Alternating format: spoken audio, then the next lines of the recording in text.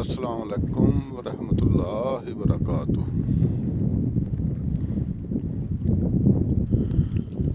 वाह बर्फ पै गई अज इत्थे। कुछ दिन पहले बर्फ पई सी, वो इहदे नालों डबल नाले भी ज़्यादा सी।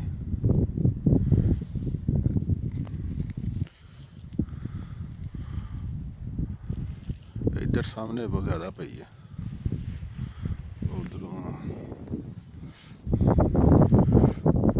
इधर भी शायद तुहानूं नज़र आ रहा है दूर दूर तक।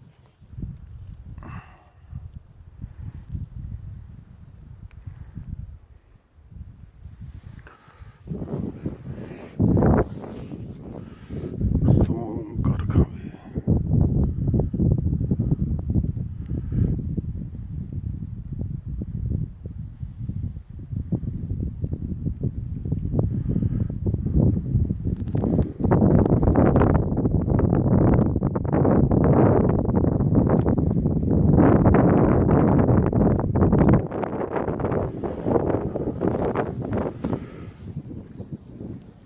ओके, अल्लाह हाफिज़।